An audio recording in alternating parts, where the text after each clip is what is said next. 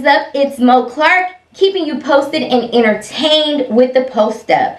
Coming to you guys because if you noticed a couple of weeks ago, I came in, I did the review of the ZV-1f. Now, with this particular camera, its price range was about at $500, and I wanted a second or third camera to take with me to some of my media events.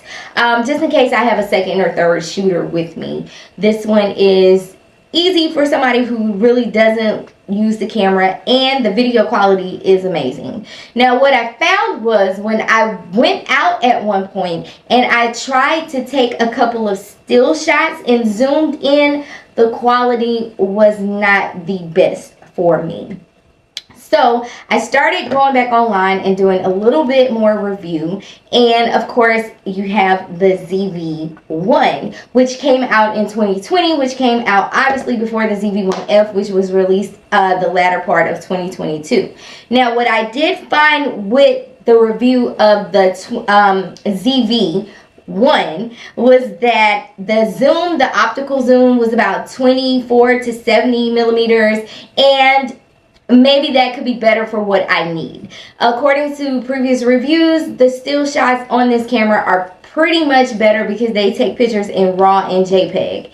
Now, not only are the pictures better because of that, but the zoom it's not a fixed lens, okay? So what I was finding was that the fixed lens did not work out for me because for some reason when you zoom, it takes out the quality. Now, with this little guy, with the ZV-1, I found that the lens is not a fixed lens, so it does, have the optical zoom, and you can get a little bit more clarity. Now, for me, I was not designed to be behind the camera. I was designed to be in front of the camera, but sometimes I do not have a person handy to film for me or whatever the case may be, and sometimes I have to utilize the tripod or whatever, but get it done by any means necessary, right?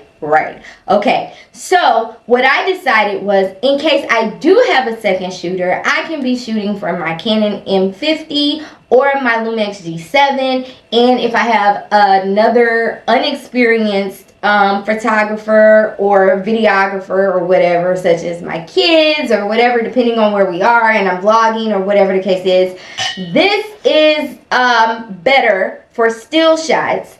Video quality on both cameras is the same. I will tell you, if you don't know even a little bit about a little bit, the menu on the ZV-1 can get a little tricky. But what I want to let you guys know is, with the menu on the ZV-1, YouTube it. It's not that hard. If you're looking for a budget-friendly camera that is going to take great video and great or decent still shots, the ZV-1 is the way to go. Now, if you're just looking for a vlogging camera, you're going to be doing this all day, and you want to upgrade from your cellular device, this is the way to go. Now, other YouTubers were kind of talking about the price points, and I don't know where they're getting theirs from, but I purchased my ZV-1f off of Amazon.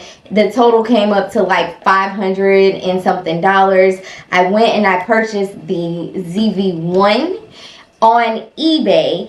They had a great open box deal, which most of the time nothing is really wrong with the open box. It's just somebody decided they didn't want it and they returned it, and the price point on that ended up being about $600. So I spent maybe $75 to $90 more for the ZV-1, but I think it's going to work better for what I need it to. So I will definitely possibly get footage to upload to this video so you guys can see a little bit of footage from both. Okay, so stay tuned.